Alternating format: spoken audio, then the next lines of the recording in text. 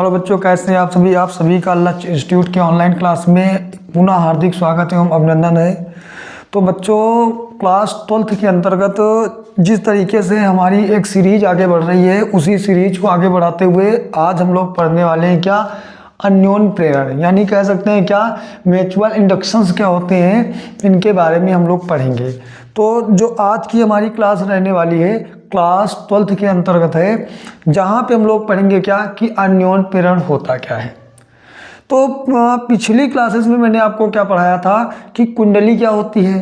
तो कुंडली क्या होती है, इसके बारे में मैंने आपको जब पढ़ाया था तो बताया था कि जो कुंडली होती है वह लोहे की कोर कह सकते हो, या फिर एल्युमिनियम का जो फ्रेम होता है उसके ऊपर तांबे के जो तार होते हैं उनको लपेट करके जो एक प्रकार से कुंडली बनाई जाती है।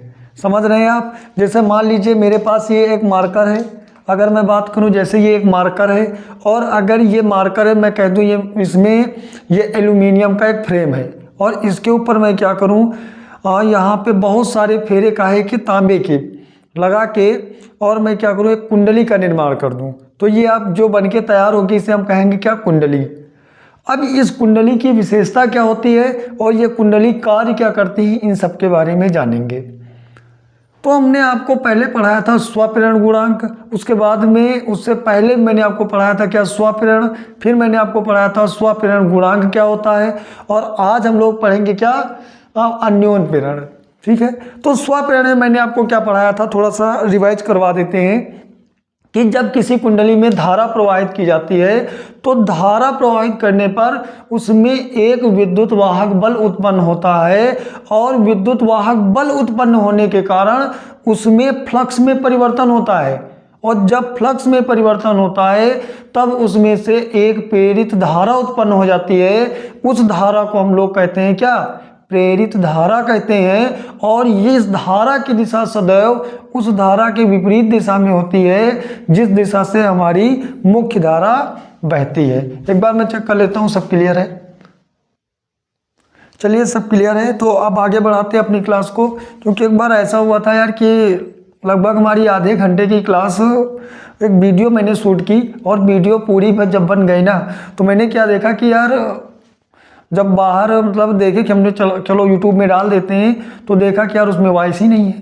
तो भाई साहब इस वजह से क्या हुआ ना यार, एकदम मूड ही ख़राब हो गया यार, कितनी मेहनत भी किए और बेकार चली गई। इस वजह से जब भी अब हम क्लास बनाते हैं ना, तो सबसे पहले वॉइस ही चेक कर लेते हैं कि यार वॉइस सही है कि नहीं है, नहीं बेकार की पूरी मेहनत ही ख़राब हो जाती है। और जानते ही हो ना कि जो वीडियो बनाने में ना बहुत मेहनत लगती है, इसीलिए बार बार मैं वॉइस ही पहले चेक कर लेता हूँ।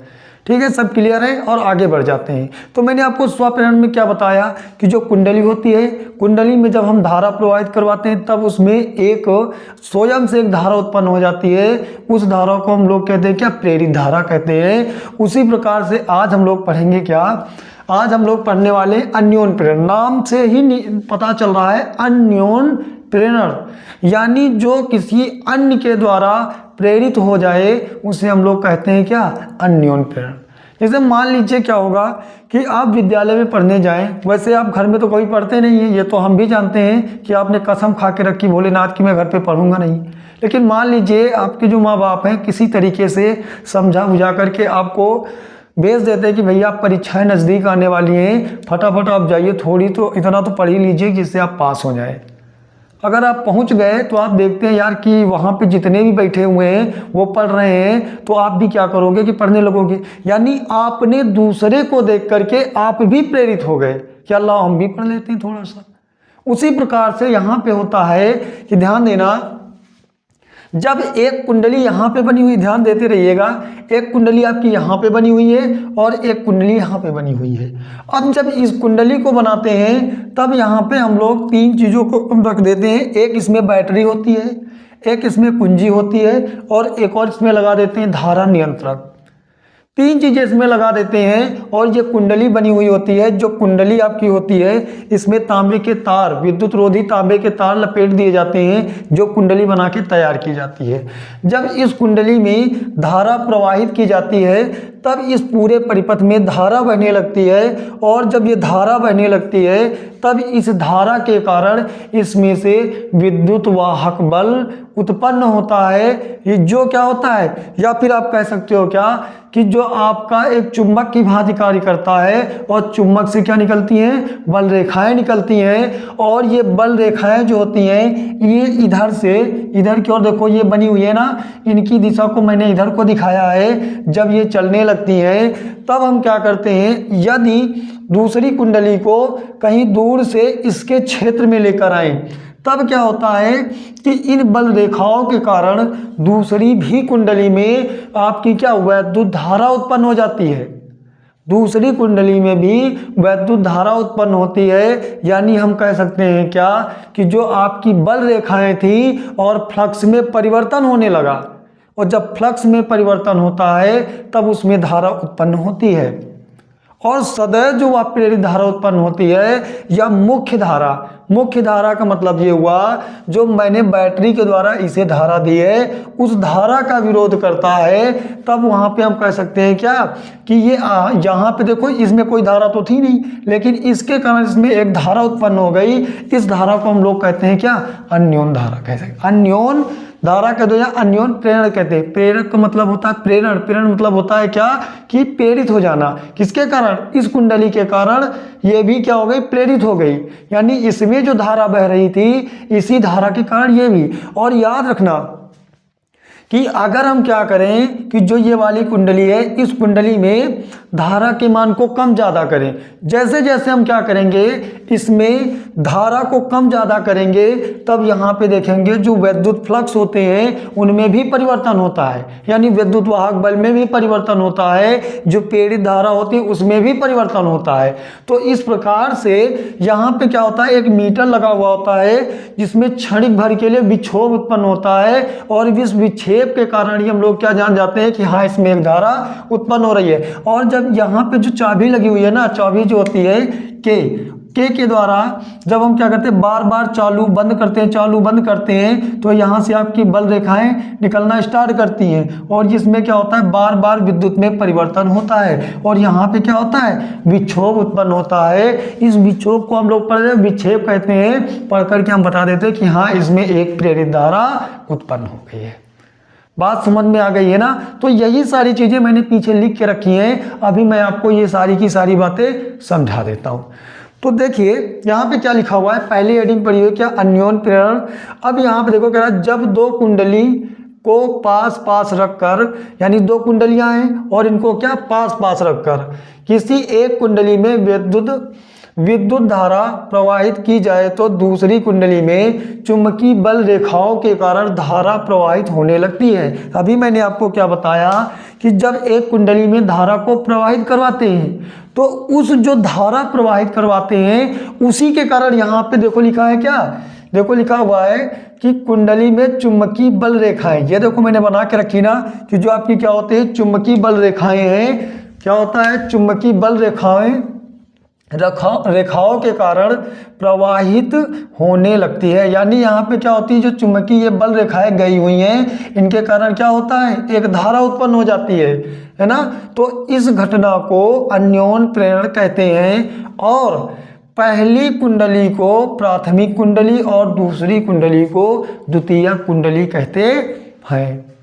समझ में आ गया। यानी हम कहेंगे क्या, जिसमें हमने धारा को प्रवाहित करवाया ये हमारी प्राथमिक कुंडली हो गई और जो दूसरी कुंडली है जिसे हम क्या किए इसके क्षेत्र में लेके आए हैं वे हमारी हो गई कौन सी, द्वितीय कुंडली हो गई। बात समझ में आ गई है तो आगे बढ़ जाया जाए। तो अब हम लोग बात करेंगे क्या कि अन्योन प्रेरण गुणांक क्या होता है। अभी हम लोग क्या पढ़ रहे थे अन्योन प्रेरण, अब हम लोग पढ़ेंगे क्या अन्योन प्रेरण गुणांक के बारे में। क्या कह रहा है, माना प्राथमिक एवं द्वितीय कुंडली में फेरों की संख्या क्या है N1 और N2 है। अब जैसे मान लीजिए कि ये आपकी एक कुंडली बनी है और एक ये कुंडली बनी है। अब मैंने यहाँ पे गिनती मार के तो नहीं बनाई है कुंडली को कि यार इसमें से 10 हैं और इसमें भी 13 हैं, ये ऐसा कुछ नहीं है। मैं मान लेता हूं कि जो कुंडली है इसमें जो फेरों की संख्या यानी जो तांबे के तारे की जो फेरे हैं उसमें मैंने मान लिया प्राथमिक है तो यहाँ पे N1 और ये द्वितीयक है तो यहाँ पे मैंने मान लिया N2 है। ठीक, फिर कह रहा है क्या धाराएं I1 तथा I2 हैं, यानी जो धारा बह रही है इसमें कौन सी है I1 और इसमें जो धारा है वो कौन सी है I2 है। फिर आगे क्या कह रहा है और चुंबकीय फ्लक्स क्या है φ1 तथा φ2 हो तो, यानी इसमें जो आपका चुंबकीय फ्लक्स है, ये यहाँ पे जो चुंबकीय फ्लक्स है ये क्या हो जाएगा φ1, और जो इसमें ये आपका हो जाएगा कौन सा φ2। अब आगे क्या कह रहा है, तथा किसी एक कुंडली में प्रवाहित धारा यानी ये वाली और दूसरी कुंडली में फ्लक्स ग्रंथियों की संख्या के अनुक्रमानुपाती होता है। देखो यहाँ पे आपको क्या लिखा हुआ है, ये लिखा हुआ है क्या, फ्लक्स ग्रंथियां। कहीं कहीं पे ये आपको ये देखने को मिल जाता है, फ्लक्स ग्रंथियों की जगह पे आपको मिल जाता है फ्लक्स बंधुता, तो वो भी वही होता है, यानी एन और ये फ्लक्स बंधुता क्या होती है, एन और फाई, यही जो होती है इसी को हम लोग कहते हैं क्या, फ्लक्स बंधुता भी कहते हैं, और इसी को हम लोग कहते हैं क्या, फ्लक्स ग्रंथियां भी कहते हैं। और आगे क्या रहा, की संख्या के अनुक्रमानुपाती होता है। ये मतलब ये हुआ कि अगर किसी कुंडली में, ध्यान देना, किसी कुंडली में जितनी ज़्यादा धारा बहेगी उतनी ज़्यादा फ्लक्स में परिवर्तन होगा, और जितनी कम बहेगी उतना ही फ्लक्स में परिवर्तन कम होगा। देखिए यहाँ पे मैंने आपको पहले ही बताया था और लिखा भी है, और ये जो अनुक्रमानुपाती मिल जाता है आपको, ये जो लिखा हुआ है ना आपका कौन सा, ये अनुक्रमानुपाती, या फिर आपको मिल जाए कौन सा, व्युत्क्रमानुपाती, है ना, ये होते हैं, या समानुपाती मिल जाए, तो सबका अलग अलग मतलब होता है, लेकिन समानुपाती और जो अनुक्रमानुपाती होता है दोनों का मतलब एक होता है, लेकिन व्युत्क्रमानुपाती का मतलब अलग होता है। ठीक है, तो ध्यान दीजिएगा, यहाँ पे अगर आपको मिल जाए क्या, समानुपाती, तब भी सही है। तो अनुक्रमानुपाती क्या हुआ कि देखो ये जो आपके हैं कौन से, दूसरी में जो फेरों की संख्या है और यहाँ पे फ्लक्स जो परिवर्तन है, और ये अनुक्रमानुपाती है किसके, धारा के। मतलब ये हुआ यदि धारा के मान में परिवर्तन किया जाए तो क्या होगा कि जो आपकी फ्लक्स ग्रंथियों की संख्या है उनमें भी परिवर्तन होगा। मैंने आपको पहले ही ये बातें बताई थी कि जितनी ज़्यादा धारा बहेगी उतना ही क्या होगा, फ्लक्स में परिवर्तन होगा, और जितनी कम बहेगी उतना ही फ्लक्स में परिवर्तन कम होगा। बात समझ में आ गई है। देखो यहाँ पे लिखा हुआ है क्या, N2 और क्या φ2, क्योंकि फ्लक्स में परिवर्तन इसमें हो रहा है, और लिखा हुआ है क्या, अनुक्रमानुपाती I। अगर मैं यहाँ पे अनुक्रमानुपाती का जो चिन्ह बना हुआ है इसे हटा दें, तब यहाँ पे एक नियतांक लग जाता है जिसे हम कहते हैं क्या, M। और जो ये M होता है, ये जो M है एक क्या है, नियतांक है जिसे अन्योन प्रेरण गुणांक कहते हैं। समझ में आया, यही जो एक नियतांक मैंने बनाया है M, यही आपका कहलाता है क्या, अन्योन प्रेरण गुणांक कहलाता है। अब यहाँ पे देखो, अगर इसी को थोड़ा सा और सॉल्व कर लिया जाए, यहाँ पे देखोगे M को हम उधर ही रख लेते हैं और I को इधर भेज दें, तो M बराबर आपका क्या हो जाएगा, N2 φ2 अपान I1 हो जाएगा।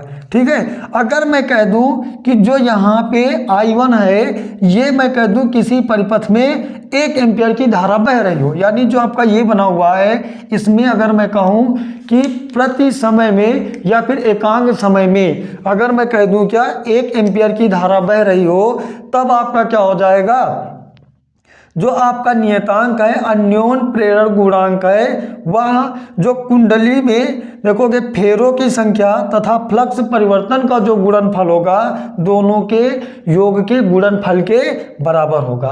परिभाषा क्या निकल के आई कि जो आपका अन्योन प्रेरण गुणांक होता है वह कुंडली में फेरों की संख्या तथा फ्लक्स परिवर्तन के गुणात्मक दर के बराबर होता है। यहाँ पे मैंने लिख के भी रखा है, क्या लिखा है, यदि किसी एक कुंडली में प्रवाहित धारा का मान एकांक हो तो, देखो मैंने लिख दिया है ना कि जो धारा है वो कितनी हो जाए, एक, एकांक, एकांक मतलब होता है एक, क्या हो जाए, एकांक हो तो कुंडली का अन्योन प्रेरण गुणांक उसी कुंडली के फ्लक्स ग्रंथियों की संख्या के बराबर होता है।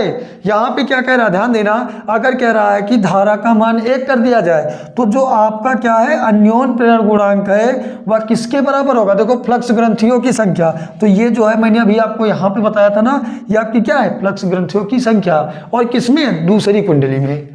ये बात आपकी समझ में आ गई है। अब आगे बढ़ जाएं। अब क्या कह रहा है, अब यहाँ पे हम लोग बात करेंगे किसके बारे में, जो हमारे फैराडे साहब थे उनके जो द्वितीय नियम दिया था उसके आधार पर E बराबर N और उसके बाद डेल्टा फाई बाई नीचे डेल्टा टी। उसकी बात करेंगे क्या कह रहा है, यदि द्वितीयक कुंडली का प्रेरित विद्युत वाहक बल ई हो तो फैराडे के द्वितीयक नियम से। और फैराडे का जो द्वितीयक नियम होता है वह होता है क्या, ई आपका होता है प्रेरित विद्युत वाहक बल। ई बराबर माइनस एन, एन क्या है फेरों की संख्या, और डेल्टा फाई का मतलब होता है क्या, फ्लक्स में परिवर्तन, और नीचे क्या लिखा हुआ डेल्टा टी, यानी क्या हो जाए समय अंतराल, यानी प्रति समय अंतराल में क्या होगा जो फ्लक्स परिवर्तन की दर होती है वही आपकी कहलाती है क्या, प्रेरित विद्युत वाहक बल कहलाता है। अब इसी चीज को अगर हम क्या करें यहाँ पे वैल्यूओं को पुट करें तो यहाँ पे दूसरी कुंडली है, तो देखो ई के स्थान पे क्या हो जाएगा E2 और एन के स्थान पे क्या हो जाएगा N2, और डेल्टा जो आपका फाई है फाई के स्थान पे क्या हो जाएगा फाई2, और नीचे जो आपका ये था टाइम तो यही रहेगा। वही चीज मैंने यहाँ पे लिख दी क्या, E2 दूसरी कुंडली के लिए, क्योंकि यहाँ पे क्या होगा इसके कारण एक क्या हो जाएगा प्रेरित विद्युत वाहक बल उत्पन्न होगा, और वही यहाँ पे लिखा हुआ है जिसे हम लोग ई से प्रदर्शित करते हैं। E2 बराबर हो जाएगा माइनस, अगर मैं डेल को बाहर ले लूँ, डेल्टा को बाहर ले लिया जाए तो यहाँ से डेल्टा का काम खत्म हो जाएगा, ठीक है, बाहर आ जाएगा तो हो जाएगा N2 और ये हो जाएगा फाई2, और यहाँ नीचे आपका क्या होगा, ये तो सेम टू सेम ही लिखा हुआ है। अभी आपको पता होगा कि जो यहाँ पे आपने फार्मूला अगर नहीं पढ़ा हो तो आप जान लें कि जो ये होता है N2, जो N और ये फाई होता है ये बराबर होता है Li के, ये फार्मूला यहाँ पे L के स्थान पे किसका प्रयोग करेंगे, M का प्रयोग करेंगे। यहाँ पे देखो लिखा हुआ होगा, कहाँ गया ये वाला, देखो यहाँ पे ये लिखा हुआ है ना, ये यानी जहाँ पे आपका N2 है और फाई2 है वहाँ पे हम क्या लिख सकते हैं M और क्या I1, तो मैंने वही किया है। यहाँ पे देखो N2 और फाई2 है, यानी इसके स्थान पे क्या लिख सकते हैं ना, तो वही मैंने यहाँ पे लिख दिया है इन दोनों के स्थान पर, इसके स्थान पे, तो ये हो जाएगा माइनस का डेल M और हो जाएगा I1 अपान डेल्टा टी। अब आगे बढ़ेंगे तो M का तो M ही रहेगा, अगर मैं क्या करूं ये जो M है इसको बाहर ले लूं और डेल्टा को पीछे लगा दूं, तो देखो M को मैंने बाहर ले लिया और डेल्टा को किसके I के आगे लगा दिया, और लगा दिया तो ये delta I upon delta T हो गया। अगर अब यहाँ से अगर परिभाषा निकाली जाए तो परिभाषा कैसे निकलेगी, यानी अगर मैं कह दूं कि डेल I अपान क्या डेल्टा, डेल नहीं डेल्टा पढ़ेंगे, डेल मत कह देना, ठीक है, क्योंकि डेल का जो साइन होता है वो इस टाइप का कुछ बनता है, निकल रहा है ना, लेकिन आपको डेल्टा क्योंकि यहाँ पे डेल्टा बना हुआ है तो कहोगे क्या delta I upon delta T बराबर 1 एम्पियर। अगर क्या हो जाए कि डेल I अपान डेल, या डेल ही बार बार क्यों नाम निकल रहा है, ये लिखा हुआ है क्या delta I upon delta T बराबर 1 एम्पियर। यानी कहने का मतलब ये हुआ कि जो हमारे पास कुंडली बनी हुई है यहाँ पे अगर क्या किया जाए 1 एम्पियर की जो धारा है वो प्रवाहित करवाई जाए तो जो आपका क्या होता है अन्योन प्रेरण गुणांक होता है वह विद्युत वाहक जो बल होता है उसके ऋणात्मक दर के बराबर होता है। समझ में आया, वही चीज मैंने यहाँ पे लिख के रखी है। क्या कह रहा है, यदि किसी एक कुंडली में दोनों में से कोई एक कुंडली, दोनों में से एक कुंडली कोई भी, चाहे इसमें कह रहा है किसी एक कुंडली में धारा परिवर्तन की दर का मान एकांक हो तो, एकांक मतलब क्या एकांक हो तो अन्योन प्रेरण गुणांक दूसरी कुंडली के प्रेरित विद्युत वाहक बल के संख्यात्मक मान के बराबर होता है। यानी यही सारी चीजें जो यहाँ पे मैंने लिखा है ना, यही यहाँ से परिभाषा निकल के आई है। मैं सीधे सीधे कह दूं क्या, यदि किसी परिपथ में 1 एम्पियर की धारा प्रवाहित करवाई जाए तो अन्योन प्रेरण गुणांक जो होता है वह प्रेरित विद्युत वाहक बल की ऋणात्मक दर के बराबर होता है, क्योंकि यहाँ पे आपका ऋण लगा हुआ है। अगर ऋण नहीं ले सकते तो लिखते हो क्या संख्यात्मक मान के बराबर होता है। बात समझ में आ गई है, आशा है आपको ये सारी बातें समझ में अच्छे से आ गई होंगी। तो सबसे पहले मैं आपको कुछ अन्य बातें बताऊं, इससे पहले आपको इसका स्क्रीनशॉट ले लेना है। चलिए फटाफट आप इसका पहले स्क्रीनशॉट ले लीजिए। हो गया, स्क्रीनशॉट हो गया। चलिए अब आगे बात करते हैं।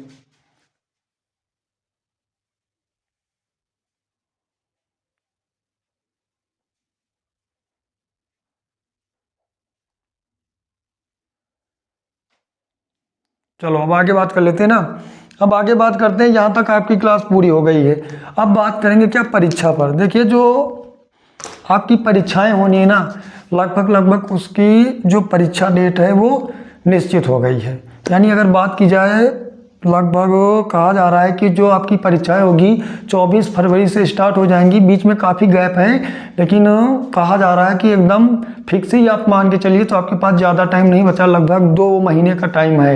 तो 2 महीने में आपको तैयार करना है। तो आपको जो भी क्लासेस प्रोवाइड कराई जाए या फिर आप जहाँ से भी पढ़ रहे हैं, कोई दिक्कत नहीं है, आप पढ़िए। और पढ़ करके जो भी 1-2 महीना बचा है ना, उतना तो आप पढ़ ही लीजिए।